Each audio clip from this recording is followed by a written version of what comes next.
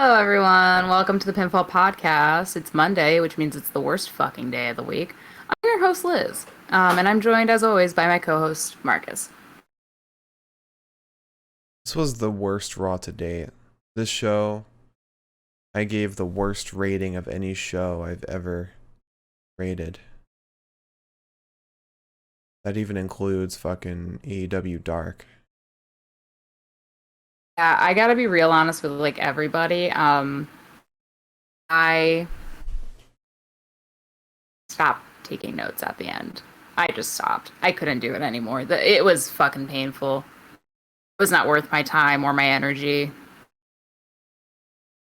Got the highlights for y'all, but I don't have a fucking note to give. So let's just do a podcast on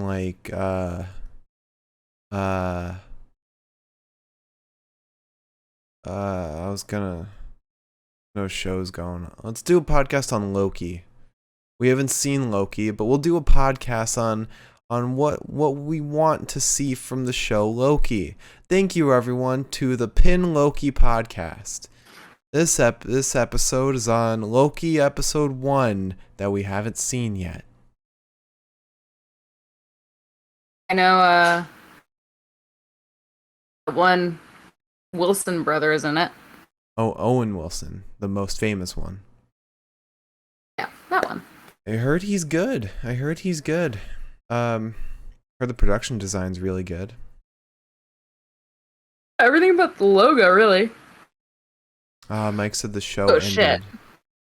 Hmm? Mike said the show ended. Really?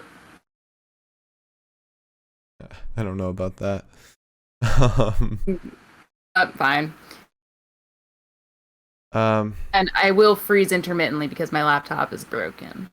it's not broken. Liz just hasn't Googled the problem yet. I googled the problem and I did anything to fix it.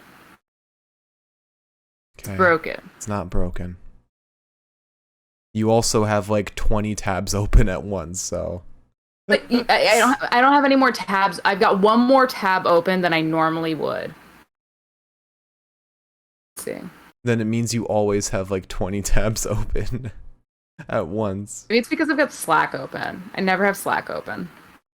There's a video playing in the background, or Google Chrome. Chrome is awful at having like open simultaneously, but so we got Mike, we got Miriam with us.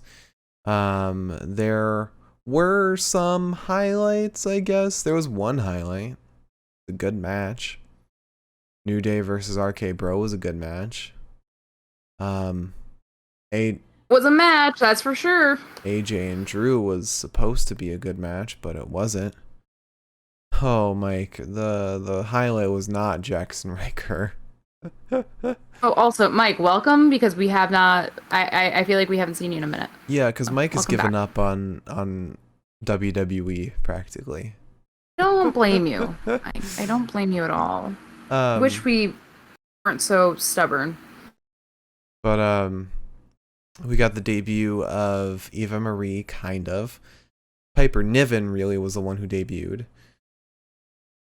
And Ooh. she Dewdrop, was that what Sean Ross Sapp said her name was supposed to be? Dewdrop? Dowdrop? Dewdrop, but D-O-U. Dowdrop? Dogecoin? Yeah. Cameron Grimes? Moon?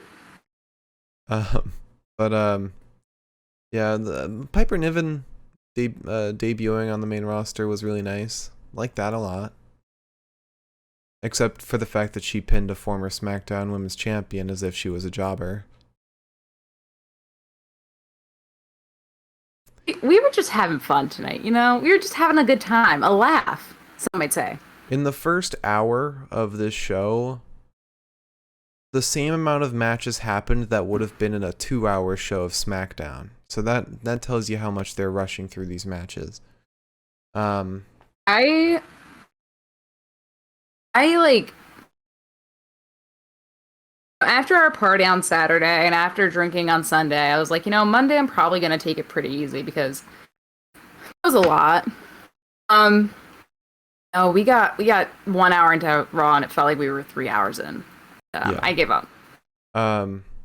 Mike brings up something that I wanted to mention. Damian Priest is not here. Some other notable names that have been missing from Raw today: Sheamus, Ricochet, Umberto, R-Truth, who's been missing for a while. It feels like we haven't. Again, who? Akira Tozawa has held the 24/7 title for like a month now, at least. Which never happens. We also did not have. I'm trying to think. Yeah, Mike, that title does still exist. It was exchanged on YouTube a couple times, I think, between Rick Boogs and R-Truth.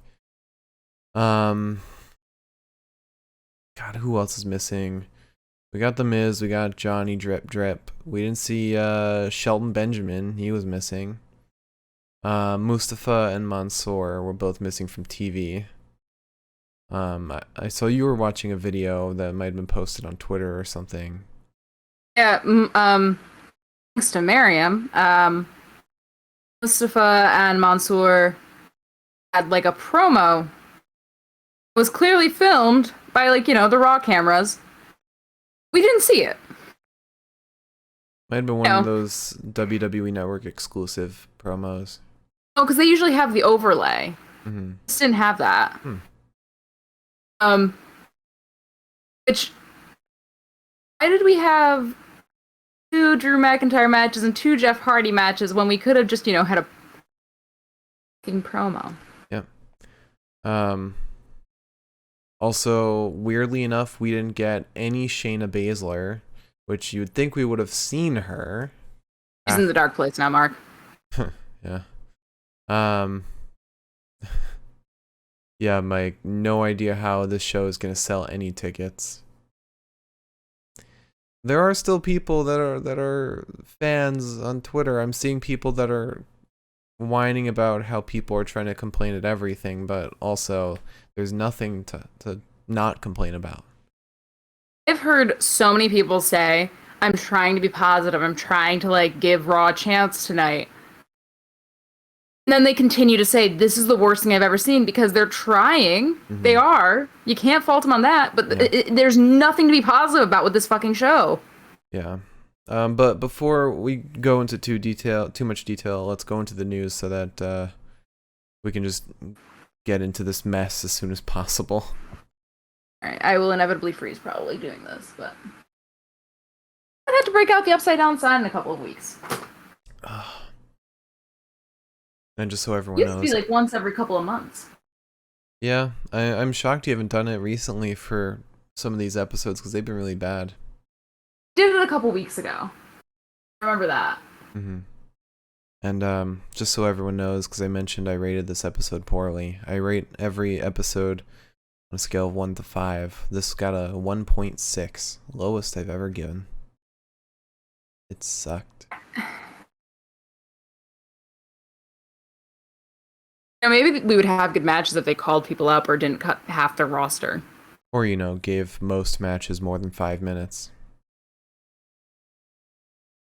Okay. And didn't have Jeff Hardy give an impromptu retirement match. What the fuck was that? Anyway. What the fuck? Okay. We'll get into it. Yeah. Okay.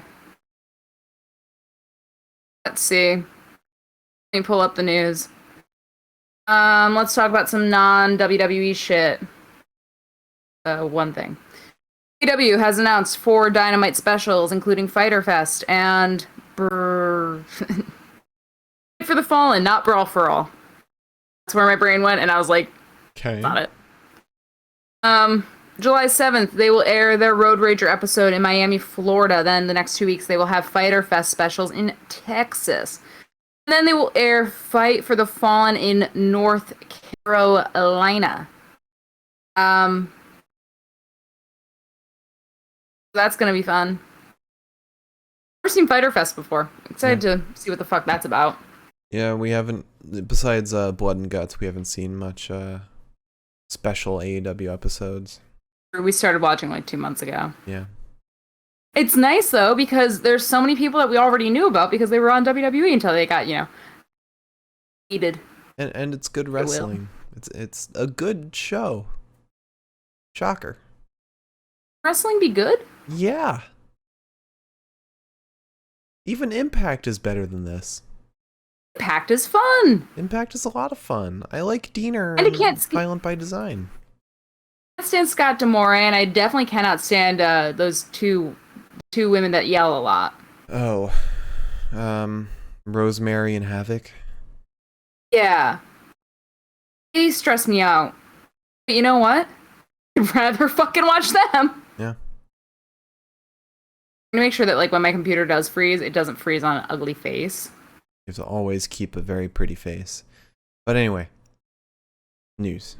Like that. So speaking of announced things, Great American Bash. We didn't talk about this last night. Great American Bash was announced, and that will be July 6th. Makes sense because it's right after July 4th. Get it? Independence Day. Yeah. Remember what happened last Great American Bash? Keith Lee was still around. Remember Keith? He was on SmackDown. He would have re-debuted already.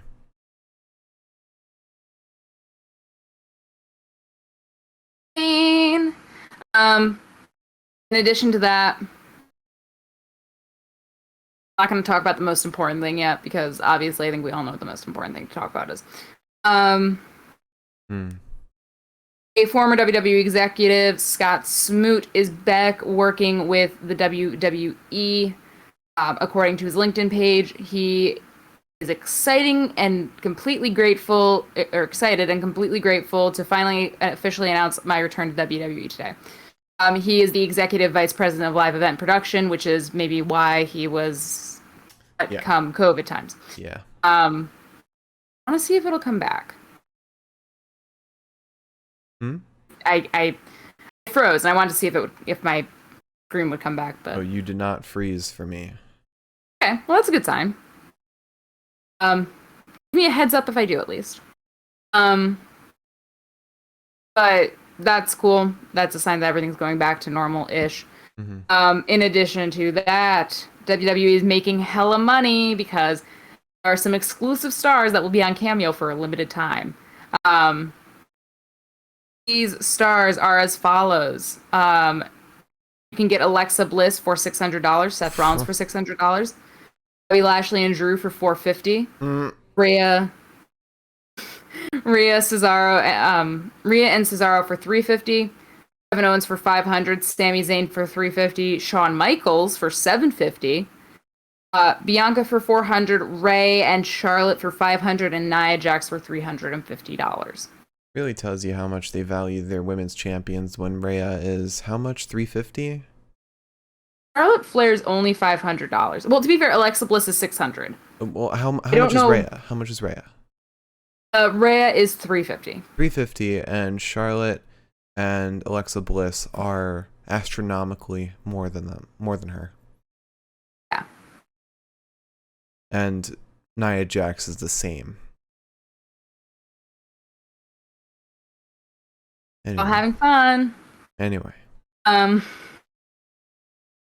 So also, find it. There's an NXT star who's supposed to be coming back soon. Kona Reeves, who underwent surgery 15 months ago, and is apparently when he comes back, he is set to have a significant character change. I have no clue what the fuck that means. But that sounds fun and exciting. Another name on the roster is always good. You know, for NXT. Yeah. Means another person will go to the main roster and be buried. Yeah. Anywho. Let's see. What do we have left here? You want WWE trademarks, or do you want a story about Mercedes Martinez? Trademarks. WWE filed a number of trademarks recently. They filed for 2 ring names. That was my middle finger. My apologies for 2 ring names. Whoa. I was holding my jewel like this. I went to go do, yeah. Anyways, they filed for Grayson Waller and they filed for Amari Miller. Amari Miller is going to be who Cameron Clay once was. Okay. And then they also filed numerous trademarks for, as Wrestle Talk put it, bizarre phrases. Now that I'm looking at it, it is bizarre. Sometimes I just add news headlines and I don't read the articles until I get here. Okay. They are filing several trademarks for the terms ethereal spirit and E semicolon. Is that what it is? The 2 dots? That's colon. Okay, so E:SPIR. Sounds like a Nexus thing. You are just stuck on this Nexus thing, aren't you? It's been weird that they have been posting so many Nexus videos on their YouTube. Just like this time, not this time last year. About 6 or 7 months ago, they did the same thing. Everyone was like, "Is Wade coming back to wrestling?" Wade was like, "No." Everyone kept asking. Well, then maybe they shouldn't be posting so many Nexus videos. I'm sorry, maybe they don't know what kind of effect it's going to have on people. It's not even like ones that happen like, because they also do like this time a few years ago or so and so. But no, it's just random shit. I don't know what to tell you, buddy. So Mercedes Martinez. Oh, not about Mercedes Martinez. It's better. Vanessa Bourne. Okay, so the headline is WWE star was sent back to NXT after expressing concerns about Retribution mimicking violence in America. Okay. I forgot that Vanessa Bourne was even part of the goddamn thing. I did not even realize that. Yeah. Apparently, she, as the headline says, she was part of Retribution. She, now that she's been released, she kind of said, like,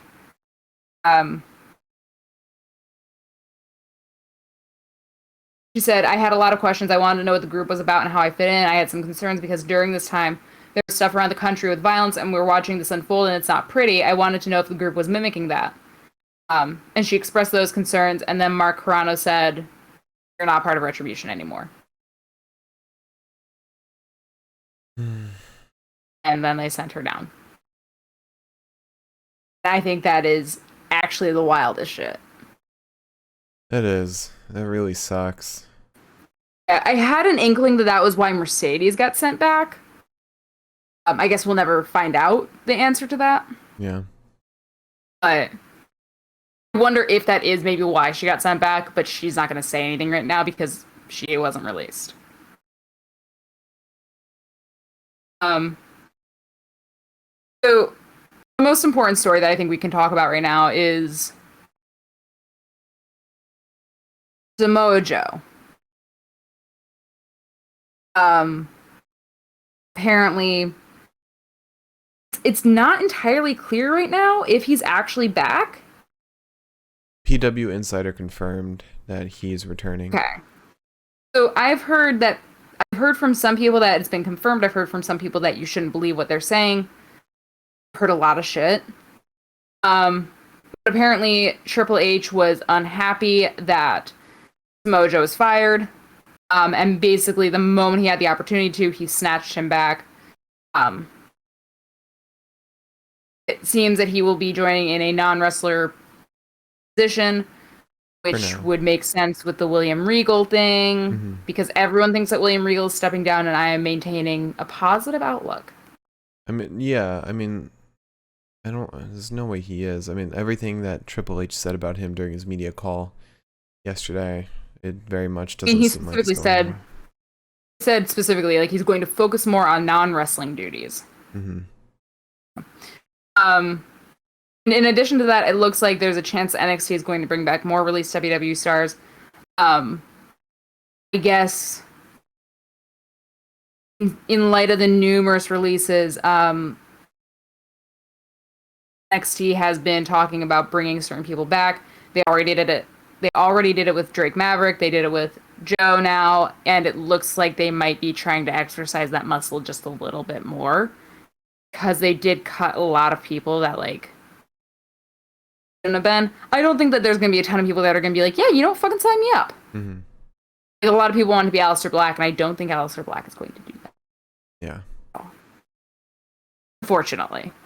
I think Aleister Black probably washed his hands of the fucking situation and said, that was fun anyways. And I'm sure AEW is making hella offers to him. Oh, yeah. Oh, yeah. That's even where he wants to go. I mean, he could probably go anywhere he wants. Yeah. But on that note, let's maybe fucking get into this, I guess. Yes, we have an episode. An episode of what? Well, that's a loaded question. Shit. Alright, so despite it being a load of shit, wasn't much that happened in this episode. Shocker. What made it a load of shit? Opinion. So we started with Alexa's Playground, and despite this being a fucking shitty ass episode, there wasn't a Miz TV. So it could have been worse.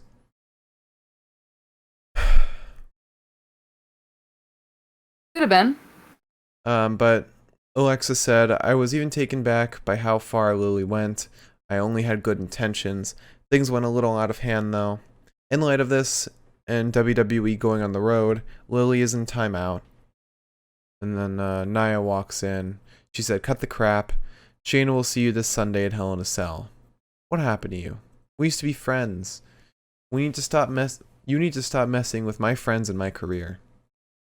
Alexa said, I don't appreciate you walking onto my playground with these allegations. Nia says, I should smack some sense into you. You and me, in the ring, tonight. And then Alexa starts like crying. She said, I didn't mean to hurt anybody. And then starts laughing. Oh no, she said, can you please forgive me? And starts laughing. Just kidding. I accept. So, you remember that tweet I told you that I tweeted tonight about WWE not building stars and basically wasting potential? Alexa Bliss is one of those cases. And I'll wrap The Fiend into this too, because they're kind of similar gimmicks.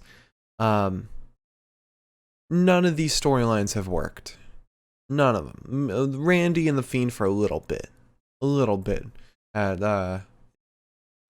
was it Extreme Rules with the Firefly Inferno match? No, that wasn't Extreme Rules. It was TLC. Mm-hmm. There's so much wasted potential. Like, you could do a lot with a supernatural woman on the roster. What the fuck has she been doing? Like, you have such potential for a huge star, a huge fucking character, and what has she been doing? Distracting Reginald?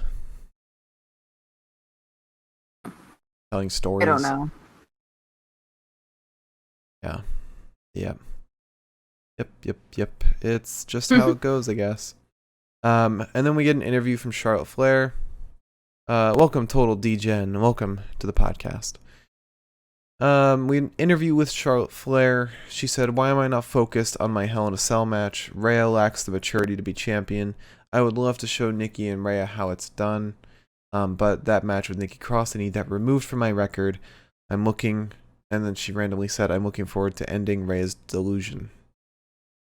Whole lot of all over the place with Charlotte in this promo.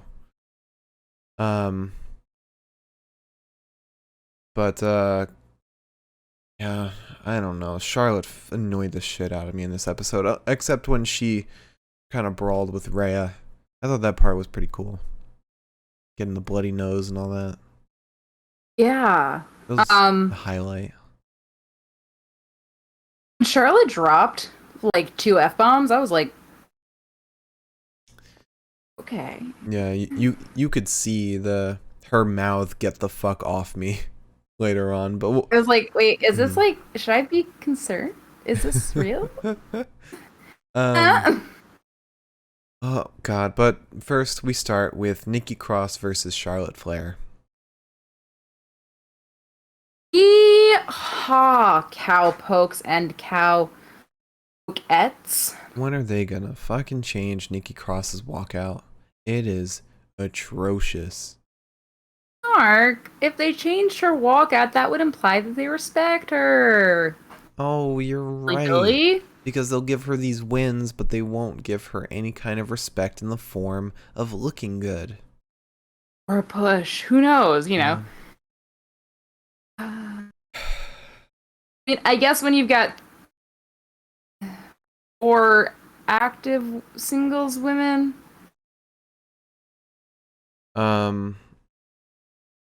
Asuka, Rhea, Charlotte, Alexa. Yeah, 4. Nikki and the artist formerly Nikki. known as Piper Niven. No, they might be a tag team. Honestly, I'll get into it. Wait my turn. Serenity now. Anyways. We get a knee to the midsection and Charlotte yanks Nikki down, and then Rhea comes out. We literally got one spot. And then Rhea came out. Fucking incredible. Nikki tries to roll up Flair because she's distracted at this point. Charlotte then lifts Nikki to ringside, hits her with a knee through the ropes, rams her into the barricade, then tosses her back into the ring. Get a headlock on an incredibly wily Nikki Cross. Cross then gets some sort of arm sub cradle on Charlotte. Charlotte breaks free and sends Nikki to the mat. Nikki starts shoving Charlotte.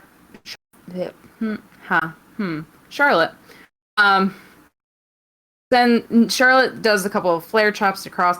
Nikki goes for the sunset flip, but Flair like holds onto the ropes and then just stomps on Nikki, and I was like, damn. Please. Don't kill her. Charlotte then puts Nikki up top, goes back to doing her Flair chops. I hate the Flair chop, by the way. Can I just say that? You do? I think it's so dumb. Only because there's so much wind up that it's like, why would you just stand there and let it happen? I like it because it's just like a taunting thing at that point. Taunting and like yeah. Mostly just taunting. I feel like without the crowd there to do the woos, it's like, meh. Yeah. Yeah. So Nikki fights back with some strikes of her own, hits a tornado DDT to Flair. Flair then goes ringside, and Nikki dives into her arms. Charlotte taunts Rhea with Nikki in her arms like a little baby almost, before suplexing her ringside, and then spends so much time gloating to Rhea that she gets counted the fuck out, and Nikki wins. Not only does Nikki not get the respect of getting a win by actual pinfall, Charlotte looks like a fucking idiot. Just a goddamn idiot. Both Rhea and Charlotte have looked like fucking idiots throughout this entire feud. Literally, they have done nothing but decline my interest in this feud whatsoever. Once again, this is how it cannot be possible that they are the same writing teams. Because the respect that they give Bianca and the respect that, I mean, there have been times where they've kind of fucked it up a little bit in SmackDown. The respect that they give to Bianca and the respect that they were giving to Sasha and Bayley, and I'm not including Carmella in that sentiment. The Raw writers came in for the Carmella Liv fight, I think, last week. But in all fairness, Liv Morgan at least gets a pin. True. You know what? Fine. I don't agree with the context of the feud, but that's a fair point. And if we're talking about like interest in general title matches, look at first of all Rhea and Charlotte, then look at Bobby and Drew, two that are not interesting anymore, and now look at Roman Reigns and Rey Mysterio. Rey, as soon as he gets involved, as soon as he is brought into the mix, that storyline becomes so compelling. Rey becomes a compelling character because they immediately provided the stakes and the motivation and made it personal. There's no like wishy-washiness, no Nothing cheesy. It's just straight to the point. You're a bastard who hit my son. Easy. Yeah. And you know what? On paper, that was the least interesting match going into Hell in a Cell. Yeah, and actually, I'm kind of excited for it. Yeah, me too. Charlotte versus Rhea, on the other hand, oh my god, there's no incentive for me to watch that. Is that in a cell, or is it Bobby and Drew and Ray and Roman? That's what I think it is. Okay. Is AJ and Omos and Viking Raiders happening at Hell in a Cell? No. That sounds like a pre-show match. Yeah, probably. Unless they do Elias and that other guy. No, I feel like that won't happen. I don't know. Alright, so after that match we have Riddle and Jeff Hardy backstage. This was a weird one. Riddle asked Jeff Hardy, "You're a tag team legend, so do you have any advice for me and Randy?" Jeff Hardy said it's about trust and teamwork. When trust is broken, spirit of the team is gone. He has like his eyes closed the whole time. And then Riddle goes on and on and on about like music and everything. Jeff's gone and Randy appears next to Riddle. Riddle asks Randy, "So what do you think about Elton John?" Randy's like, "What?" Riddle says, "I promise I won't let you down." Randy says, "Don't try to be another Randy Orton. Try to be Riddle. Whatever that means." Riddle says, "Does that mean you like me?" Randy says, "No." And then we get John Morrison versus Jeff Hardy. Yes, we do. Yes, we do.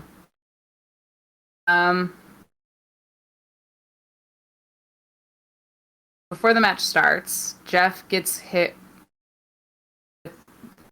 with well, the dripstick comes out. And Jeff gets sprayed in the face with water. Can we just give a quick appreciation to The Miz real quick? Because he's been injured with a bad injury, but he's still been showing up to shows every week. And they had that bit last Raw of The Miz in slow-mo going down the ramp that got huge pops on Twitter from what I saw. But they didn't just repeat it again. They did a different joke. You know, because The Miz reminded everyone that you can do different stuff. I mean, to be fair, if I were the Miz and I got injured with an injury that would take me out for probably a year, I would also not want to go off TV because, as we've seen, you go off TV for like a couple of months and you don't come back. Where's Keith Lee? I'm so worried. Oh, also, thank you, Total Degen, for the follow. Welcome. Thank you. We really appreciate it on a Raw night. Also, my voice is shot. It's all that screaming of excitement during Raw. I heard you screaming during this match because you're so damn excited. So hyped. So Jeff takes the upper hand after this stick incident. Starts spearing Morrison in the corner before hitting him with a splash. John pushes Jeff with his feet and then hits him with like a no hands cartwheel, which probably has a cool name that I don't fucking know. Because I don't know anything about gymnastics. Morrison, Cedric comes out. Cedric bops on down, starts yelling. Morrison goes back to work, takes Jeff's legs out. The double leg drop, or Jeff gets a double leg drop on John, then hits double axe handles to the back of John's neck after that cover doesn't work. He throws his sweat towel at The Miz and then hits a swanton bomb onto Morrison, but can't cover. Jeff then goes to the apron. He brings John out after countering what would have been a suplex attempt. John hangs Jeff Hardy up against the top rope and hits a Starship Pain to win. Then Cedric gets a microphone, which was probably the highlight of my day. Yeah. Cedric can turn any conflict into something compelling. Did you want to say something about what he said? I didn't write it down. Dear. Yeah. Okay, so Cedric basically said that he thinks he lost to Jeff last week. And he thinks that Jeff Hardy is a sore winner. And ultimately, this conversation comes down to Jeff Hardy saying, if you want, I'll retire right now if you can beat me in a match. Yeah. Now that might have been improv. I could see a world where Jeff Hardy knew he was supposed to win and then was like, wow, this really isn't interesting at all. What if I just said this to make it, to add like some kind of stakes to this match? Yeah, because I think we all knew that Jeff Hardy was not going to lose. Yeah. They might be hinting at something, that Jeff Hardy might be close to wrapping things up. I don't think he is, because people were worried about that, and apparently, I think a report came out saying that he still had a couple of years on his contract. Doesn't mean he can't end his contract earlier, or at least end his wrestling earlier. I wouldn't mind it, only because I feel like Jeff Hardy is a menace to himself, and I want him to not get super injured before he's, really old. Yeah. Yeah. Personal preference. Would like to see him live a long and happy life. I want him to end on his own note as opposed to just whenever his contract ends. True. Oh yeah, you gotta talk about the match. I'm sorry. Got 7 more of these to go. So there's a dragon screw to Jeff through the ropes from Cedric. He gets a little knee lock on Jeff, and then Jeff hits a jawbreaker, starts fighting back with a couple of elbows.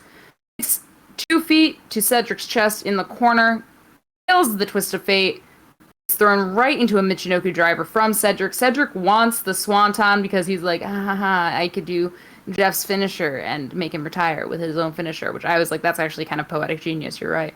But of course, it fails. Jeff avoids it. He lands flat on his back instead. Cedric sends a knee to the face of Jeff. Jeff, however, ducks the neuralizer. There's a twist of fate to Cedric. Jeff goes up top for the swanton bomb. It connects, and Jeff Hardy, of course, fucking wins. Yeah, and they still made a big deal. I was just gonna say, I'm not even the biggest Jeff Hardy fan, but I was like, if he loses in an unannounced Raw Thunderdome episode, like, that's why I was like, there's no way in hell. But at the same time, there was that nagging voice in the back of my head that was like, Vince. But also, it's Raw. Mm-hmm. Anything could happen, and not in the fun, exciting way. Yeah. But after that, we started it. We got Naomi versus supposed to be Eva Marie. Now we got Piper Niven against Naomi. That's definitely not going to be her name. She's not going to be keeping Piper Niven. She's so fucking stupid because she was Piper the Viper, and that was awesome. Yeah. She can't be now, of course, because Randy's the Viper, but still. And Roddy Piper. So, looks like it's fucking Dewdrop. Can't be Dewdrop, dude. What the fuck kind of name is Dewdrop? D-O-U drop. What the fuck? Some writer really thought they came up with something special in that one. Is it like backwards for something? Like poor duod? Poor duode? I don't know. It's so stupid. So, I try to get into this match by explaining exactly why this match was fucking atrocious. First of all, because we were expecting Eva Marie versus Naomi. Eva Marie's entire promo shtick that up to this point has been, I've worked so hard to get to this point. You know, I'm like in the best shape of my life. You know, the Eva Marie that you knew is not the Eva Marie I am anymore. They even showed I was like, clips of her fighting. Yeah, so we were all like, oh, she's wrestling. That makes sense. Because, you know, you're showing us clips of her working out, which is usually what wrestlers do. Yeah. As far as I know. So I'm thinking, you know what? I'm giving it my all. Gonna give her the benefit of the doubt. Didn't like her before. You know, things change, people change. I was ready for her to impress the shit out of me. Really was. I'm trying to be a better person here. Yeah. But Eva Marie is not wrestling. Piper Niven is wrestling. Or, not Piper Niven. In fact, total stranger that nobody on the Raw panel knows of. Formerly known as Piper Niven. Right. Doudrop. Not even references Doudrop. They were just like, who the fuck is this? And apparently Eva Marie is referring to Piper Niven on social media as her protege, which I think is fucking hilarious because you want to compare their careers real quick. I don't mean to demean Eva Marie by saying this, but she started in 2013 and she said that she answered a casting call for WWE and that's how she made it onto the main roster immediately.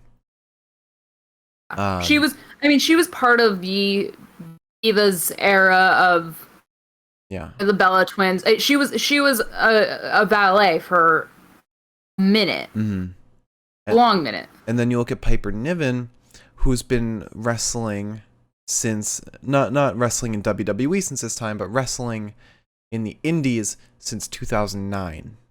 So she has been in the wrestling business 4 years longer than Eva Marie. So if anyone's going to be anyone's protege right now, I don't think Piper should be Eva's protege.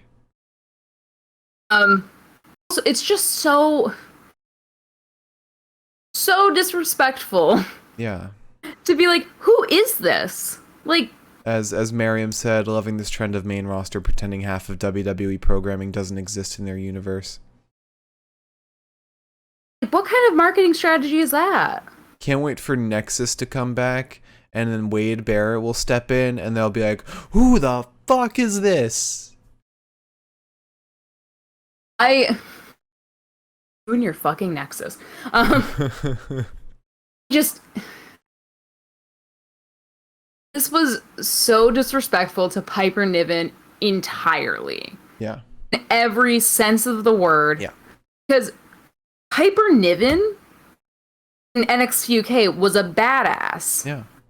Like, confident, self-assured, knew what the fuck she was doing in the ring, stood up for herself. She even said she could take on half the men on the roster.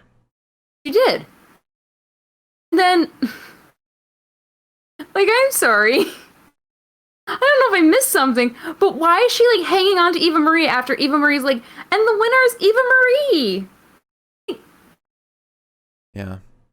And I know you mentioned there was a moment of this, but I'm dreading the eventual storyline of just continuous body shaming that they'll do for Piper Niven. I'm dreading it. Corey Graves at one point, and it was interesting to me because he had Ivar later on in the night, which Corey Graves refers to him as, like, you know, he looks like a heavyweight, but he's nimble, he's graceful. Triple heavyweight. But he was singing Ivar's praises basically, in spite of what his body shape is. He's this incredible wrestler. And at one point, Corey said about Piper that running into her was like running into a cement mixer. He said that about Eva Marie. He said running to Eva Marie is like running into a cement mixer. No, he said that about Piper. I saw somebody quote it online too. It was, I know, but it was right after Naomi ran into Piper. Oh, I don't know why he said Eva Marie then. Yeah, no, it was not. That was not about Eva Marie. It's just there's so many levels of disrespect that go into this that it's like it not excited for it. Yeah. Also, on this wonderful Pride Month, not disrespecting my favorite sexual wrestler. Is she? Just ain't fucking happening. Yes. Very openly, very proudly, and I love her. So annoying. And the only reason that I'm allowing us to talk this fucking long about this is because matches, Piper catches Naomi mid crossbody, slams her down before sentoning onto her, and then splashes Naomi and then hits her with a Michinoku driver to win. Then, because we thought Eva Marie was the wrestler tonight, then it was Piper. And then Eva Marie grabs the microphone and says, "The winner is Eva Marie." My brain felt like it was like, I felt like I had 102 fever. Like, nothing was clicking. Nothing was making sense. And I was just like, what did I miss? On the WWE did I fucking piss off to have to deal with this?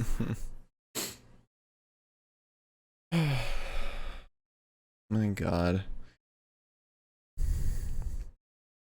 But after that, we had another bad moment. It's just so stupid. We had a photo shoot with Mandy and Dana. And they're having their photo shoot, and you hear some banging in the background. It's like, what the fuck is that? They look over. It's Natty and Tamina wrestling in the practice ring. And they're like, "Can you quiet down? We're in a photo shoot." And then Natty said, "Sorry, our training is interrupting." Same time, why are you having your photo shoot done next to the training ring? Why? I feel like that's not where that happened. The fucking Thunderdome is massive. Raymond James Stadium is not small. They can find a section entirely for photo shoots. They're at Yingling Field. They are not at Raymond James. Whatever. Same. Fair enough. Fair enough. Still stands. But then Natty says, "You care more about your pictures than you do being in the ring." And then Dana says, "We take things seriously." Natty says, "Your priorities are all wrong. It wasn't your brains that opened up doors here for you." And then Dana says, "What is that supposed to mean?" They're really hammering in this dumb blonde gimmick, aren't they? Mark, they're women. It's funny. Oh. Did you get it? Oh, okay. There's nothing going on up here with us. I promise you. Oh, what's next? Like, is somebody gonna throw in like a domestic abuse joke? No, Will Ospreay's over in NJPW, actually. Woo! All right. Wish there wasn't a joke for that one. Allegedly.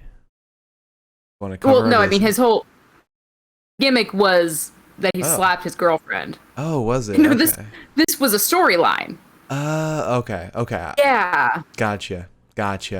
I thought you were making an accusation there.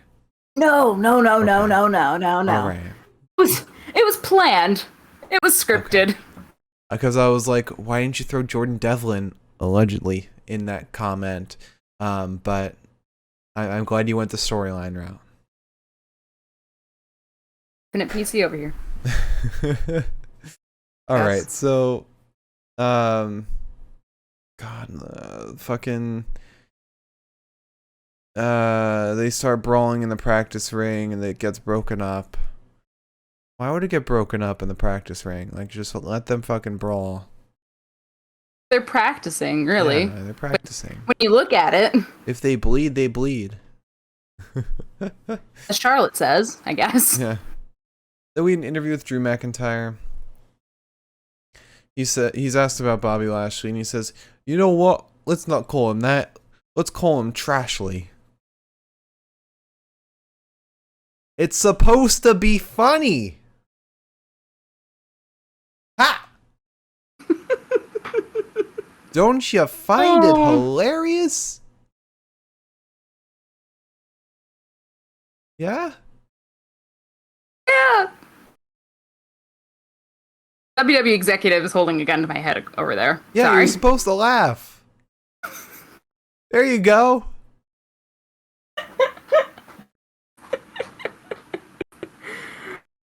I'm glad we can have fun. Are we? Yeah. We're contractually obligated to say yes. Oh god. Then he says Lashley and MVP are upstairs drinking champagne. None of what he said makes sense, by the way. Like, connecting the dots, none of it lines up. He says, Lashley and MVP are upstairs drinking champagne. I'm gonna face AJ Styles. Bobby's never been in Hell in a Cell, and Scots are great strategists. Speaking of William Wallace, he was known for his courage and ferocity, and he was known for his big, gigantic, unmatched brain. Don't you love a little dick joke?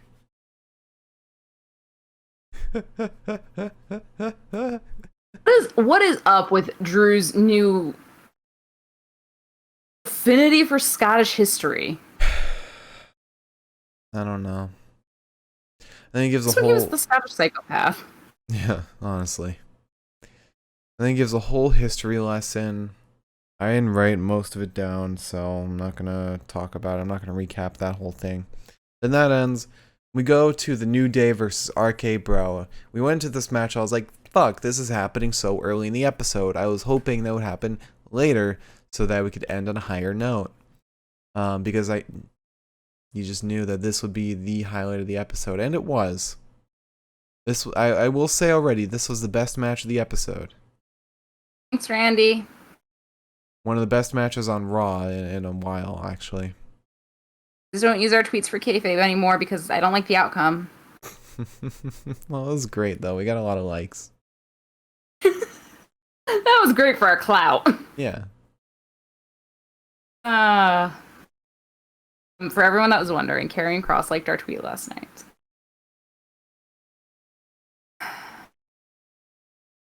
There's highs and lows, baby. Win some, you lose some. You got a birthday wish from Malcolm Bivens. That was a win. That was like actually probably the highlight of my life. Yeah. Then I was like, but Malcolm, where's Tyler? Where the fuck is Tyler? I have to go to California? Do I have to find him? California. He's a California dude. Oh, he looks like a Californian. Yeah. If you could guess one place that man is from. I love how Malcolm Bivens is New York and Tyler Rust is California. Like very much opposite ends of the country. Yet they fit so well together, and I don't know if we'll ever see them again. I mean, Malcolm Bivens fits well with anyone. He fit in well with Indus Sher. Yeah, you know, you're right, actually. Malcolm Bivens does work with everybody. Yeah. But the question on my mind is Tyler Rust actually a cruiserweight, or is that something I made up in my head? Give me hope for the Kushida thing. Yeah, he is. Okay. I think I was just lied to by Google. What? He's 185 pounds. I believe it. He's skinny as shit. He looks jacked as fuck. Oh, he's really skinny. I love him regardless. I'm not one to talk either. I'm skinny too. But as one skinny person to another skinny person, he's skinny.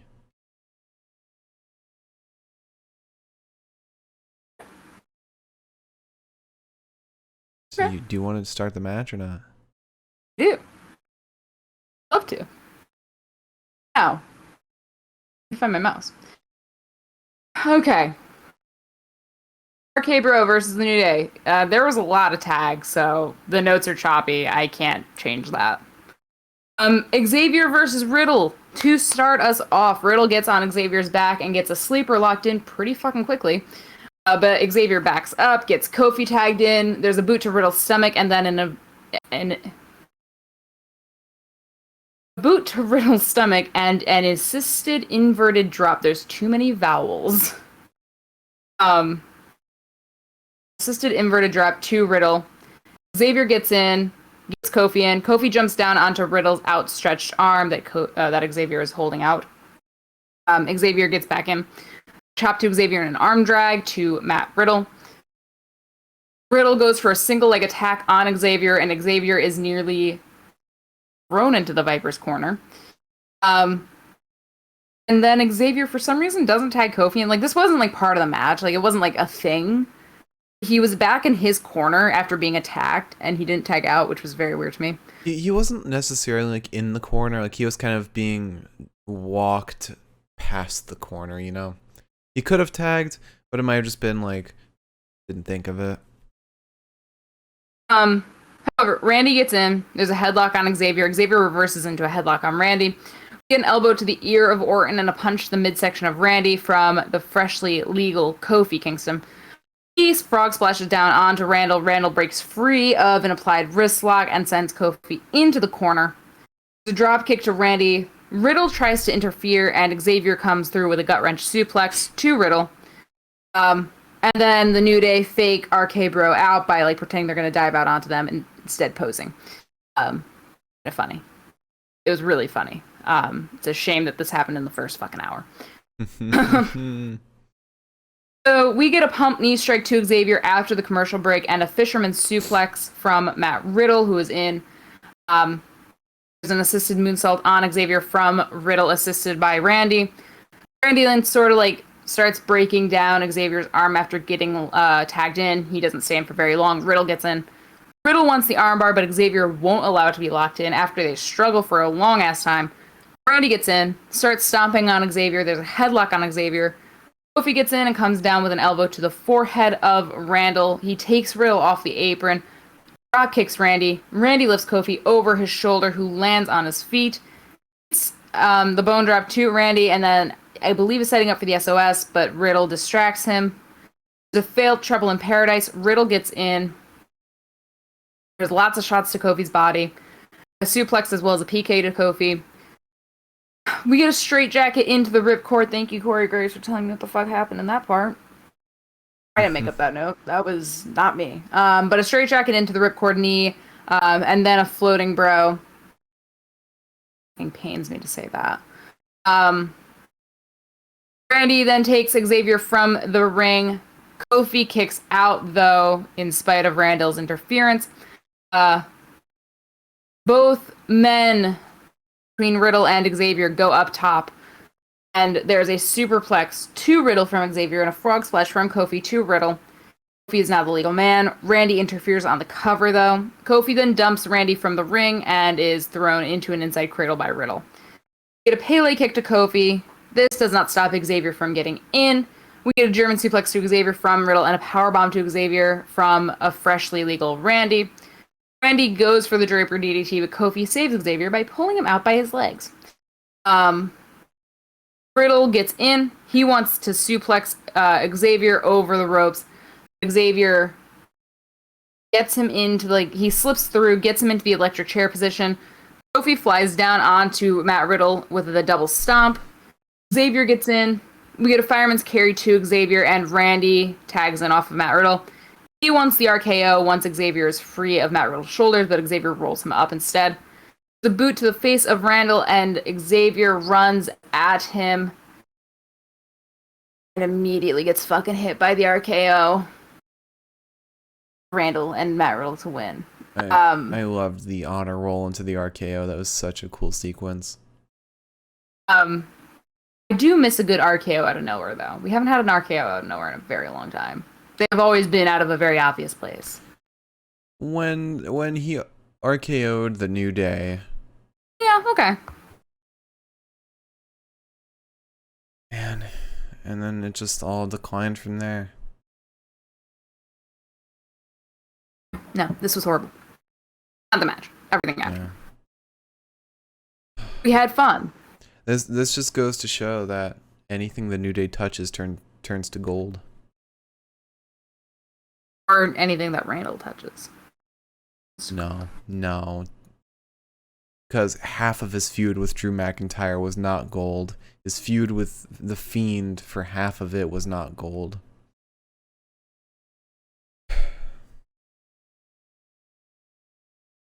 After that, we had an interview with Rhea Ripley. I can't stand seeing Rhea Ripley anymore. This sucks. We used to love her. She was like our favorite, and now she's such an eyesore. Yep. It's painful. She said, Charlotte is a delusional one. She obviously can't control herself when I'm around. She's too busy trying to mend her bruised ego. Watching someone so powerful crumble, I'm gonna send her packing to the back of the line. I don't know why I wrote back of the nice. I don't know. My mind was all over the place in this episode. But then we get Asuka versus Rhea Ripley. Again. And again. And again.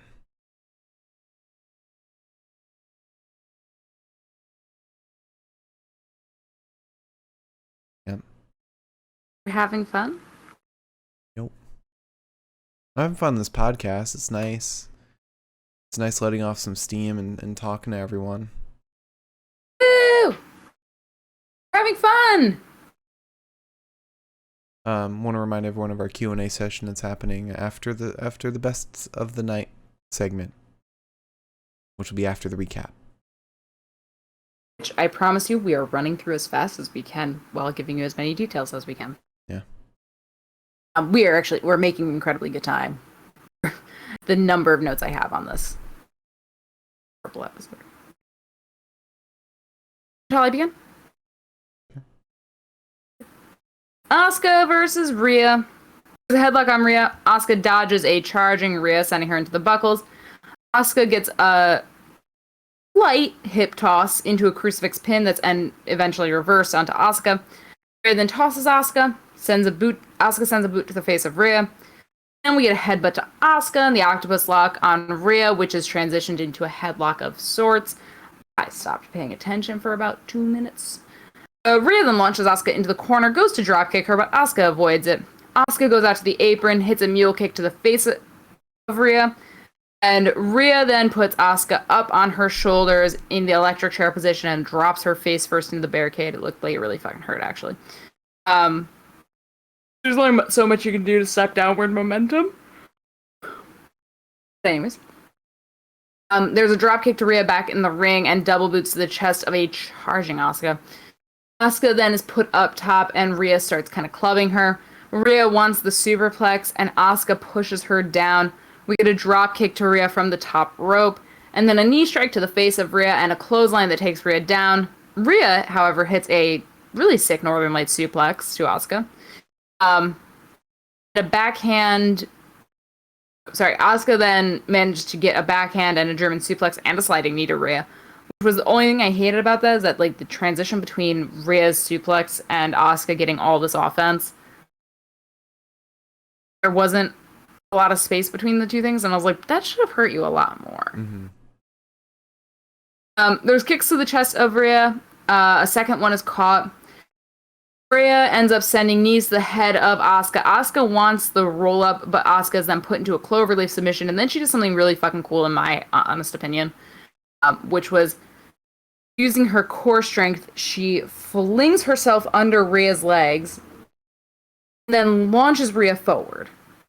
The same fluid motion, which was actually, I thought that was awesome. Mm-hmm. But we get a headlock and a missed kick, and then a missed back fist into the riptide for Rhea to win.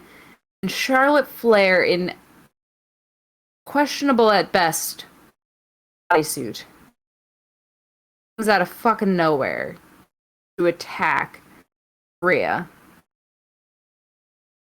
And everybody, including Mr. Daivari, the producer that just came back,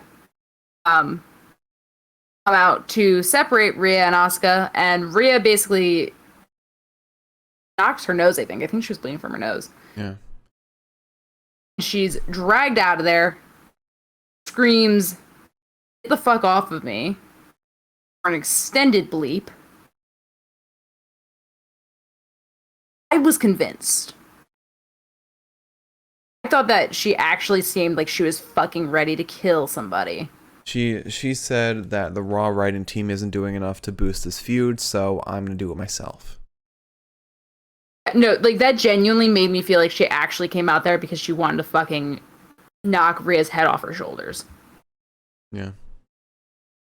Alright, so after that we had Bobby Lashley and MVP in an interview in their suite. The interviewer asks them a question. MVP says, "Why are you so rude? You have to address him as the almighty WWE champion. Regarding Drew and AJ, I don't know how this match came about, but Bobby's the champ, so he's not working tonight." And then Bobby says, "When Drew steps in Hell in a Cell, he's going to wish he never uttered Bobby Lashley. And remember, he asked for it. Just like William Wallace, the same thing will happen to him." Don't know what happened to William Wallace.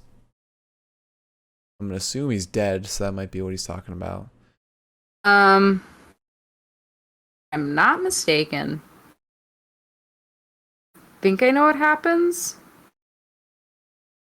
Died at the age of 35. Okay, so William Wallace was hanged, drawn, and quartered. Keep an eye out for Bobby and make sure he doesn't have any rope in his hands. Otherwise, that's bad news for Drew. And I don't really understand what drawn and quartered means, but also I dare look it up. You don't need to share. You don't need to share. Oh, the word quartered is very true to its nature. Split in quarters? Yeah. Okay. What is the point? Alright. So, after that, we then have Alexa Bliss versus Nia Jax. Which was annoying for multiple reasons. I wasn't dreading this match because I thought it would have been pretty cool to get like a nice match before Hell in a Cell.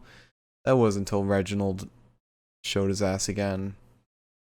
And then I realized, or I found out on Twitter, that this is Alexa Bliss's first singles match with someone on the women's division since February, where she fought Nikki Cross. And this was a really shitty match. This was bad. Alexa Bliss needs to sell something. I get that she's like super powerful and all that shit, but she doesn't sell a fucking thing, and it's Nia Jax.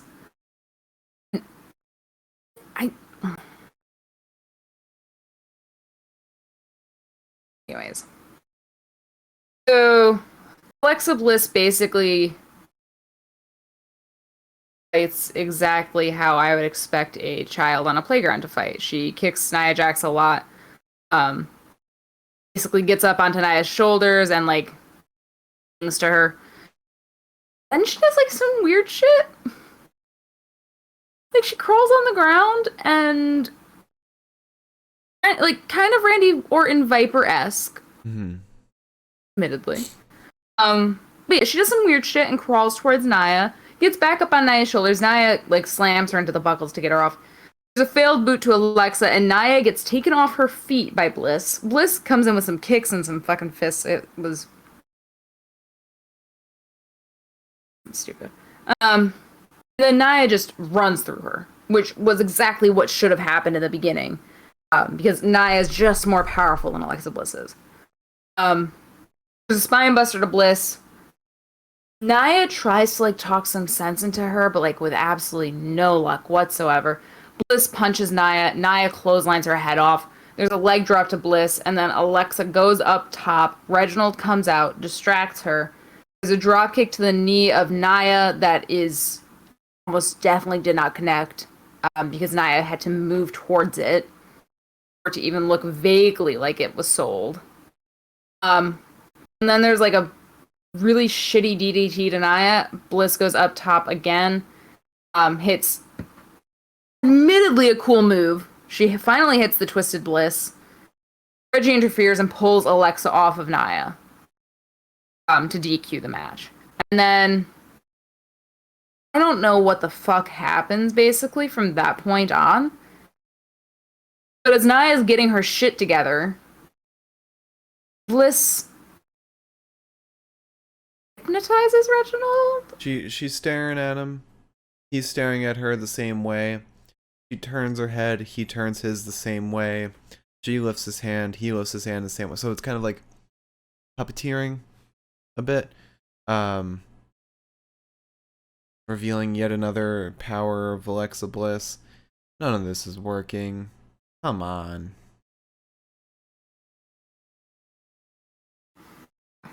This was bad. Yeah. But after that match, we had MVP and the New Day backstage. I'm going to say once again. Everything the New Day turns to gold. Everything MVP touches turns to gold. This promo is great. MVP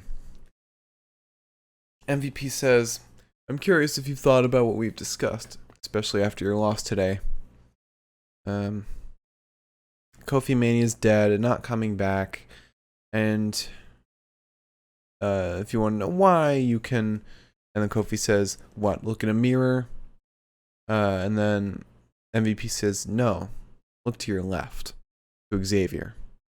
You're wasting your career in tag teams. At least in a singles match, when you lose, the only one to blame is yourself. Kofi says, shut your mouth and keep it moving. What's your end game here? The reason I've been so successful is the bond with my brothers and my friends. MVP says, okay, well, good luck in your match this Sunday at Hell in a Cell. Oh, that's right. You don't have a match at Hell in a Cell. And then Xavier says, kick rocks, dude. And now I'm kind of torn. I don't know if they're building Kofi up to win the WWE title again despite being in a tag team, or have this amazing success in a tag team, which they've already done. So like I feel like the next thing to build up to is a singles win. I don't know. And then they build up to the New Day breaking up because they hate tag teams. It would just be Xavier and Big E, let's be honest. I just smell something. Mm-hmm. It doesn't smell good. And then, I know you don't want to talk about this. I'll talk about it very briefly. You can. Huh? You can. I'm not going to open my mouth on this one. Alright, so we get Elias versus Jackson Riker. And you would have thought there would have been something here. I mean, Elias starts the match differently, getting the offense in, but it literally has the same exact finish as last week's, where Elias counts himself out. What's the point? Who knows? It's Raw. Who gives a fuck? You could have had Sheamus here instead of this. Could have fit a promo in. Oh my god. And then we go right into Drew McIntyre versus AJ Styles. Liz? Yeah, you know, the main event. No. Not exactly. I knew this wasn't going to be the main event from like the get-go. Like, there was some, because it started 10:16. There were 40 minutes left. Right. So AJ drives Drew into the corner, and Drew slings AJ into the opposite corner. There's chops to McIntyre. Drew tosses AJ into the corner, and there's a huge back body drop to AJ. Which seems to keep happening to AJ. I feel like we've seen this like a million times. I don't know if I'm crazy for that. Mm-hmm. But there's a kick under the jaw to Drew, and then several strikes. Drew wants a backslide, but Styles flips over his shoulder. A future shock DDT to AJ, and then Omos pulls AJ out of the ring before anybody can cover. Viking Raiders come out, and I'm like, oh fuck, because we go to commercial break, and I was like, I know exactly what's going to happen here. But I didn't, because basically they were just pseudo lumberjacks. Drew then whips AJ into the buckles. There's a tilt-a-whirl backbreaker to AJ. Drew gets sent to the outside and then sent into the post as well. AJ tries to suplex Drew into the ring, but Drew fights free, hangs AJ up against the ropes. Double boots to the face of a charging Drew and then suplex to AJ as well as a Michinoku driver. Places AJ up top, Styles slips down, sends Drew face first into the top buckle. AJ sets up for the Styles clash and gets sent ringside over the ropes. And then Bobby tries to attack and gets hit, and Drew goes up top with a flying clothesline and a kip up, and then Bobby attacks for real, and he cues the match because it's Raw, and that's what we should expect now. Yep. And then we go right into a 6-man tag match as the main event between Drew McIntyre and the Viking Raiders versus Bobby Lashley, AJ Styles, and Omos. This is where I stopped taking notes, except for took a note that says we live in a hell. In a cell. I'm glad you're doing so much for this podcast. Excuse me. Do a ton for this podcast. Like watching Raw for starters and taking notes on everything. Yeah, that's already doing a lot. That was genuine. Sounded sarcastic. Okay. That was not sarcastic. That was genuine. I'm sorry.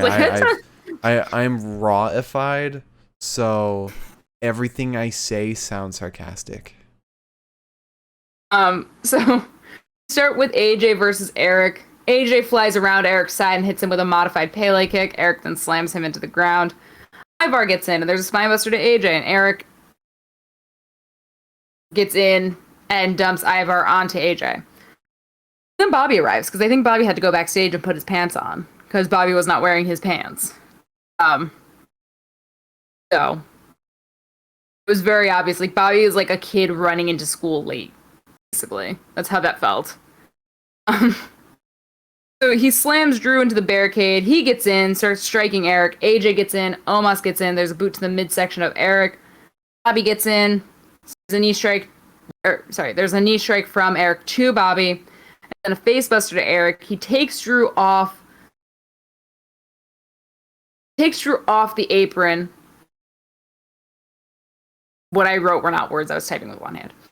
He takes Drew off the apron and gets slugged by Eric. Ivar gets in. There's a splash off the ropes. Ivar is too big for the hurt lock, but not too big to get fucking spiked into the ground by Bobby. And then a brawl breaks out. And normally this is where I try to take a couple notes on like who's fighting who in the brawl. I did not. It was just a free-for-all. Everyone was fighting everyone. Imagine all 6 of these men in the ring together fighting. Omos gets in.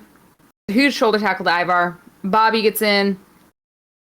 He's stomping Ivar. He gets a chin lock on Ivar and just kind of goes off, clobbering him for a little bit until Omos gets back in. He splashes Ivar in the corner. AJ gets in. There's a seated senton onto AJ, basically onto his fucking neck. And I was like, oh, God. From Ivar. McIntyre gets in versus Omos. And for once I was like, actually, you know what? Maybe somebody could fight Omos. Like, I saw it. Sort of made sense to me. Yeah. He's immediately choking Drew out, which is pretty fucking funny, actually, because Drew was, like, sizing him up and just shrugs, like, okay, well, I guess I can fight him, and then immediately gets fucking, like, grabbed by the throat, and I was like, what do you think was gonna happen, you dumb old man? McIntyre fights back, kicking at Omos's knee before punching him. Omos then pushes Drew. Styles gets in, leaps over Drew with the forearms. We get a belly-to-belly toss suplex to AJ 3 fucking times.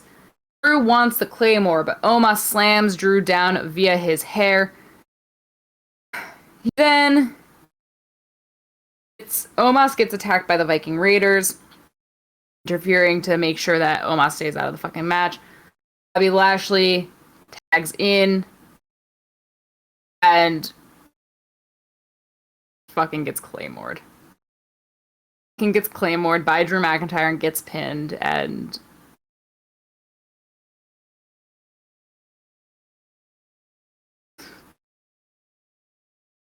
Stands tall. He stood tall. Good. What is Drew gonna do when he can't challenge for the title anymore? Like, Jinder. what's gonna happen?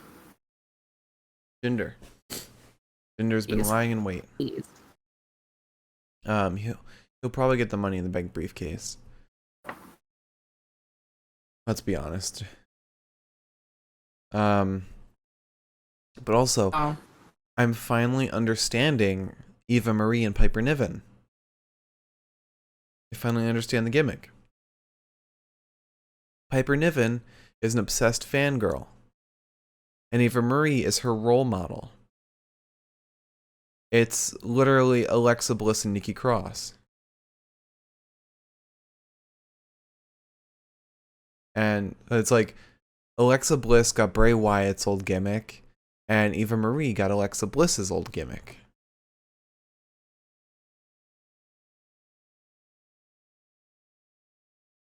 Yep. It's so much more disrespectful than even I was imagining. Yep. Yeah. That's why she said she's a role model. She's a role model to Piper Niven.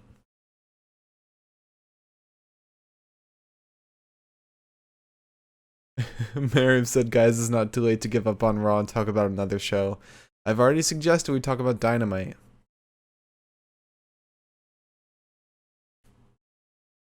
Give us Mondays off. You can't even do that right now, Mark. It's on Fridays. Oh, yeah, you're right. You're right.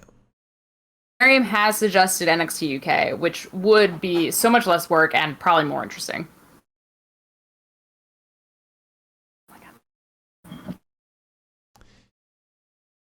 Impact. Much happening there. There are so many storylines that are happening in Impact right now. I don't think coming from WWE Raw to that's like going from like the beginner level to like extreme. I don't know. Raw's 3 hours. Anything less than that's better. As the guy from Impact said, who wants to watch a show that's 3 hours long? Yeah.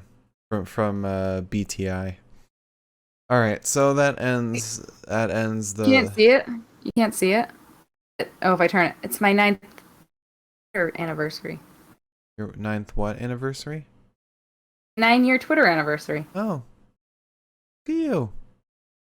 I've been on Twitter for 9 years. almost a third of my life. That's embarrassing. All right, so best of the night. I've been on Tumblr for half of my life, so That's also embarrassing. I know. Let's get into the best of the night. I'm not even gonna run through all of them. We already know who we're gonna pick, so let's just pick them. Try to be balanced, I guess. All I can ask from you. I can't promise anything. Okay, so everyone that's watching right now, try to submit a question that's going to take 5 years for us to answer, because I don't want to end on a 5-second best of the night. All right, so let's start with promo of the night. There is actually a good promo that I want to say is promo of the night. It's definitely. Oh, I'll wait till you're done with the sign. There we go. MVP and Kofi and now Xavier. They've been building up Kofi's next shot at the WWE title, and it's been like really well done. I hope they don't fuck it up in any way, but the emotion that they've been putting on Kofi it's been really well done. So much so that it feels like it's not written by the same team that writes the rest of Raw. It feels like it's very much MVP spearheading this. Yeah, like this whole storyline has been fantastic, even if it has been more subtle, and not put in the spotlight as much. And now that we're bringing into the mix like the potential of Kofi betraying Xavier, that's a whole new dynamic. But also I think that they're just gonna be pushing Kofi as an even bigger babyface, and MVP is an even bigger heel, so that the satisfaction will be even more so. So that's my pick for promo of the night. The only reason I like when you run through these things is because I don't actually remember anything that happened. You don't need to. Not now. Do you want me to name them off real quick? Do you want me to name off all the promos that happened today? Name them off for me. All right, so we had Alexa's Playground to start off. Charlotte Flair's interview. Riddle and Jeff Hardy. Mandy and Dana's photo shoot. Drew McIntyre's interview. Rhea Ripley's interview. Bobby Lashley and MVP's interview in the suite. MVP in the New Day. And that's it. Do any of them stand out above MVP in the New Day?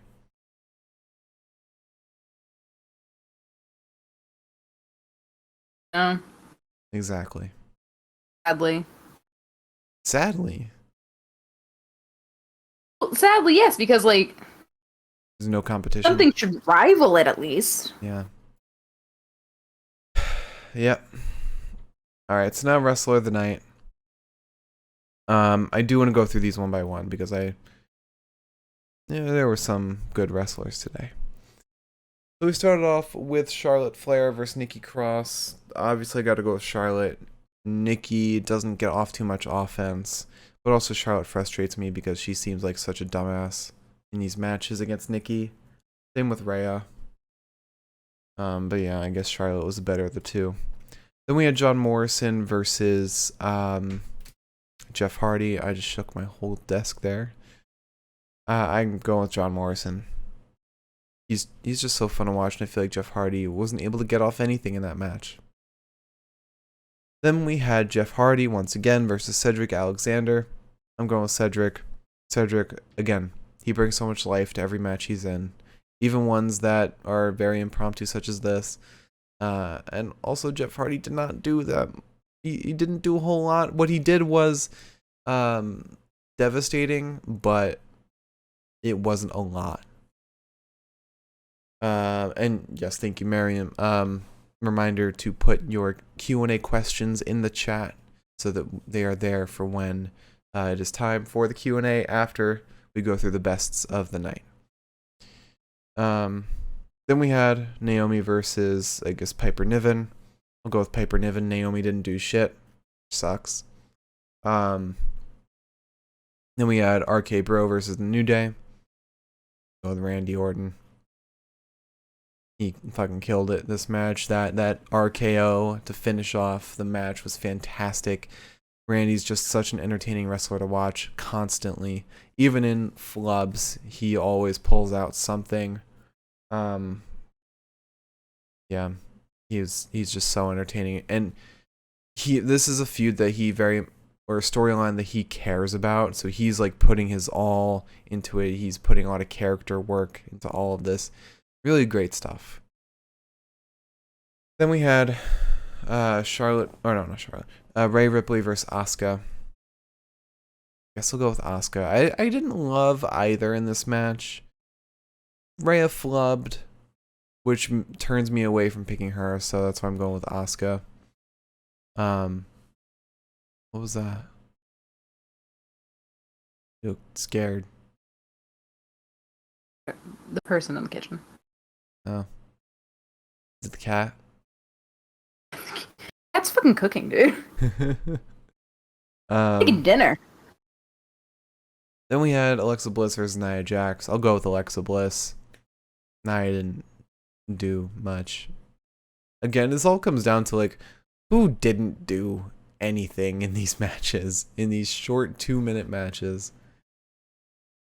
Then we had Elias versus Jackson Riker. I'm going with Elias. I never go with anybody else but Elias. I wish I could pick Elias for best wrestler of the night, but the match sucked. I don't recognize anybody else in that match, so. Then we had Drew McIntyre versus AJ Styles. I'll go with Drew. I'll go with Drew in this match. Fine. I don't like picking Drew because he sucks at mixing up his offense. But I love that he's doing Michinoku drivers to finish matches now. It's great. He got 3 Michinoku drivers today. one from Piper, one from Drew, I think another from Drew. No, one from Piper, one from Drew, and let me just and F on my fucking Cedric hit a Michinoku driver on Jeffrey. Really? Okay. Yes. Yeah. Drew was fun to watch in this match. Then we had Drew McIntyre and Viking Raiders versus Bobby, AJ, and Omos. I'm going with AJ. He's what I really remember from this match. 99% of the time, he's the most fun to watch in all of Raw, which sucks because he's not put on TV that much. That sentence made no sense. He is not on TV very much. I don't know why that was like a brain buster for me. But yeah, I'll go with AJ. Alright, so the pick for Wrestler of the Night, though, can only be one. And the one is Randall Keith Orton.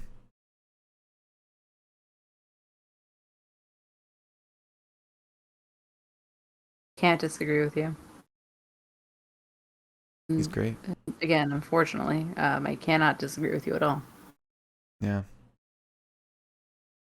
And now, match of the night.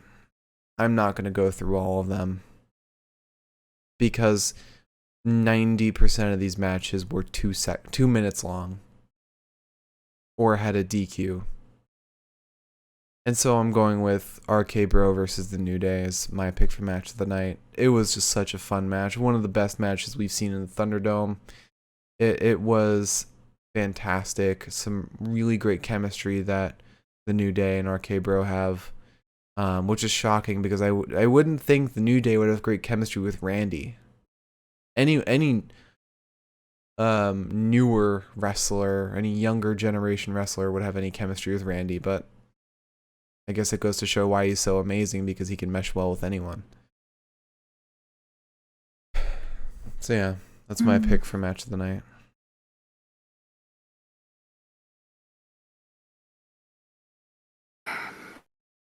Yep.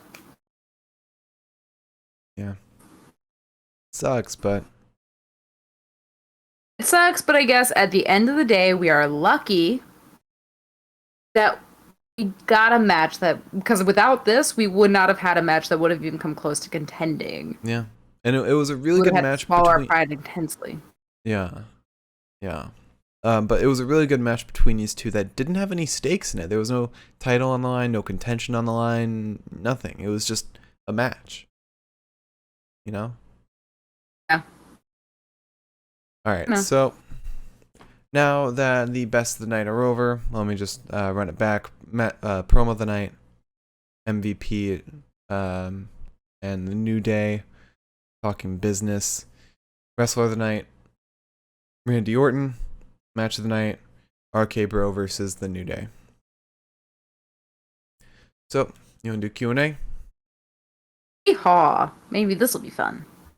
Yeehaw. Okay.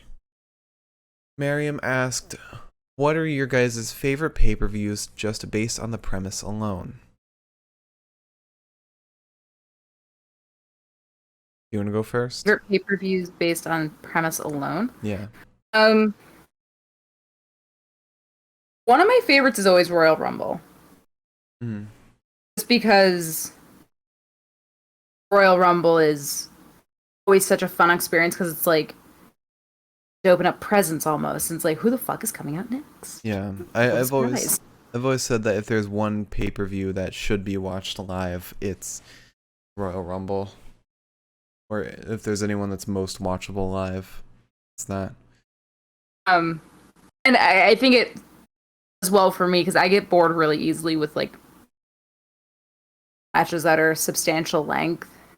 So to get a bunch of mini matches between a bunch of wrestlers, some new and some old, that's always like my favorite thing. The Royal Rumble's probably mine. Survivor Series is a close second for me. Yeah, Survivor Series used to be one of my favorites. But then I've been seeing ones from late, and They don't spark the same joy that they used to. Royal Rumble's up there for me though. I think Survivor Series will be great when we get NXT back again. Yeah, that's true.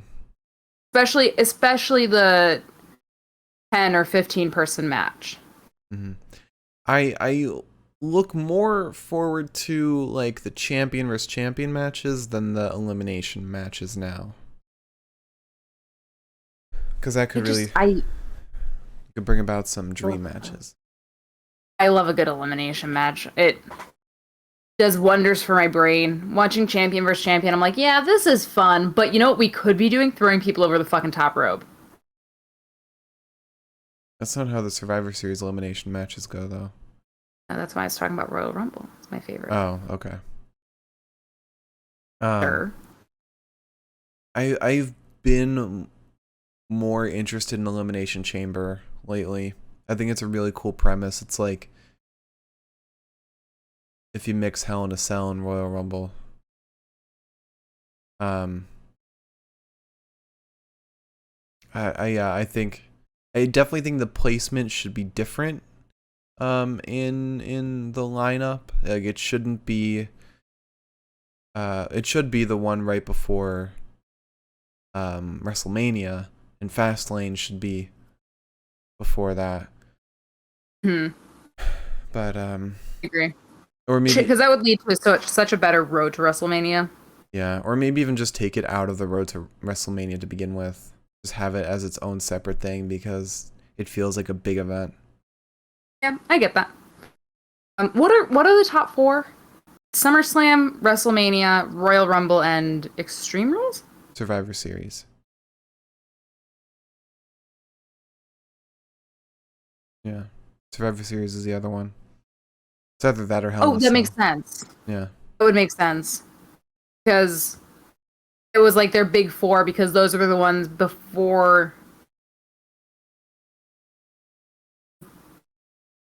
They were like quarterlies. No, because like SmackDown used to have their own pay-per-views and Raw used to have their own pay-per-views, and then the big 4 were the ones where they would come together. So Survivor Series makes sense. Yeah. But for me, it's Elimination Chamber, Royal Rumble. I love a good Hell in a Cell. Yak. Yak. Finn Balor likes to say. Last year's Extreme Rules did turn me on to Extreme Rules though. But I'm minus the swamp fight. That's all I can remember. But love me a good War Games. War Games. Oh, okay. You know what? Actually, I was not including NXT in that at all. So that's my bad. War Games that's why I think that's why even more so now, because I love I'm a big fan of the holiday season. Big fan. Mostly because I get to celebrate more than one. But during the holiday season, you get War Games, you get Royal Rumble shortly thereafter, and then that leads right into WrestleMania, more or less, because it starts the road to WrestleMania. And you also get the Mike Romies that are happening this coming December, just in case anyone was wondering. It is our annual awards show. But it's just so much fun, and like that section of the year is just the time of my life because there's so many things to look forward to in wrestling. Yeah. So the cold winter months seem almost worth it.